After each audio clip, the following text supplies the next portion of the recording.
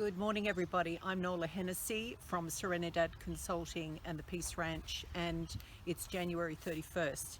I'm in Australia's capital at present. I'm doing some work here, and for the time being, I'm going to give you scenes like this that remind me of just how beautiful our landscape is and that we should really protect our world. Mother Earth is very fragile, and if we look after what we have around us, then we're more likely to have humanity sustain for millennia to come. This week has been a particularly interesting week for me. I am staying in an Airbnb, and one would normally think that those Airbnbs are quiet and they're in secluded areas, but this particular one is a great Airbnb facility, but it's in suburbia, and as a result of that, you've got normal households around you. And next door to where my apartment is a family who fight all the time. Now, for the first few days, I thought it might pass. I thought perhaps they're just having a family argument and there are some issues that they haven't resolved yet. But it's gone on and on and on.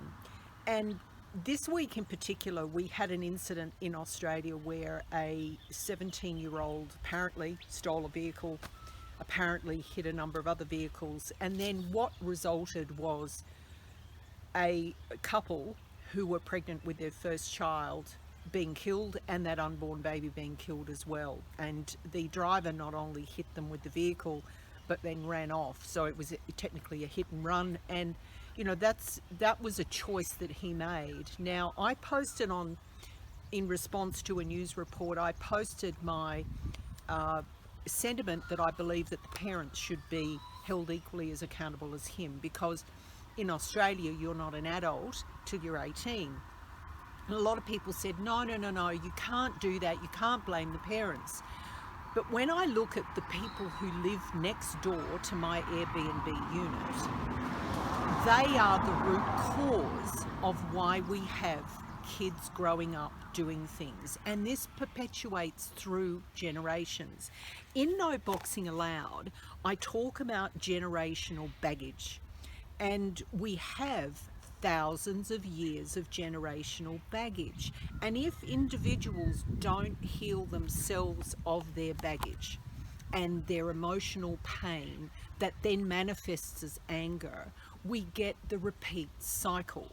So what I urge you to do is to recognize the signs of when the cycles are repeating. The options for me, and I talk about this in No Boxing Allowed as well, when you're faced with a situation where you've got to make a decision, what do I do? Do I speak up? Do I stay quiet or whatever? Now, there are a few options for me. I could call the police and I could lodge a noise complaint. Not likely to go anywhere, because the police literally have more important things to do than to teach parents how to bring their children up better. That could go somewhere, but it's highly unlikely.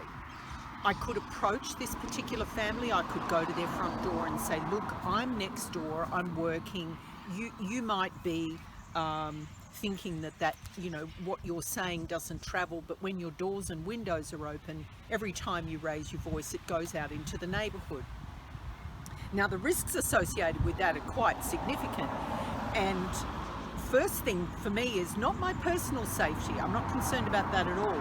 I'm concerned about my lovely vehicle that's parked in the driveway of the Airbnb. Now, because people who are full of anger have emotional pain, they carry as baggage on their back, they aren't able in that state of mind to rationalize good and bad behavior. Most people aren't in control. I don't think anybody is in control when they're angry. It's a very negative channeling energy in the body, and you are not in control unless you're calm. So if I were to approach them and say, look, can you keep the doors and windows shut? They're going to respond however they see fit. More likely they would respond with yet more anger. So my option really is to stay quiet and to put out as much positive energy back to them, and potentially send them what I would call universal energy that may help to diffuse the situation that's evident in their family. The children have certainly taken on the characteristics of the mother.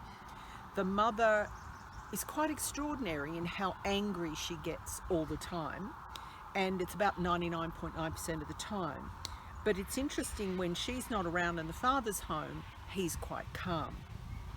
So as part of this particular segment, what I want to do is read to you a section out of No Boxing Allowed that talks about this very issue of emotional baggage and the associated anger that comes with that, and how we have to fix it ourselves, how we as human beings have to exfoliate our emotional baggage to bring ourselves back to a state of inner peace.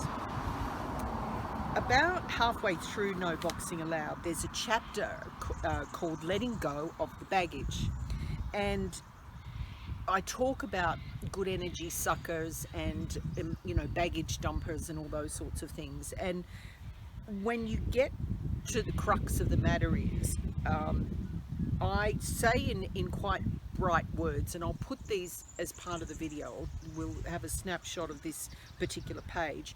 Don't be a dumper. Learn to heal yourself of the pain you carry. Now, the paragraph before that, I say, your responsibility is firstly to acknowledge that the emotional pain you may be feeling is not something that requires a permanent place in your mind. You don't need to keep it in there. You don't need to keep it in your heart. And secondly, it's your responsibility to activate ways of removing the baggage permanently from your mind. So we're talking about memories which are held in the subconscious mind, and the heart connection to those and the soul connection to those. So when there is pain associated with memories, what we can do is let go of the pain. We can still retain the memory, but we actually don't connect the memory to the heart anymore. So we don't have residual anger and resentment, annoyance. All of those things don't have to stay permanently as attachments to those particular memories. Memories are really important for your happiness and for your sense of safety and well-being, but you don't need to carry an emotional attachment to the memory. By choice, you have that choice. When people are screaming at one another or hurting in other ways, they are expressing their pain, their emotional pain. Pain about what? Only they know, and only they can find the permanent remedy. I'm not going to sort of labour on the point of the family next door, because they take enough of my time as it is, and they're a constant distraction, and they're a constant breaking of this sense of peace and tranquility that we have when we're out in amongst nature. So one of the things that I decided to do this morning, I have a full day of work today, and I decided I've got to get out. I've actually got to reconnect with Mother Earth, do this video, and be able to center myself away from the negative energy that they've been putting out into the universe. I'm lucky I'm a strong person, but be very mindful there are a lot of people in our world who aren't as resilient and who aren't as emotionally strong to be able to put up a barrier to that kind of onslaught, which is basically what it is. I wish I could put a mirror up in front of these folks, but until they recognize that there's an issue, it will never get resolved. I hope you have a great week this week. I certainly will have. I've got a lot on my plate, and I'm sure you do on yours. And I look forward to speaking to you again next weekend. Bye for now.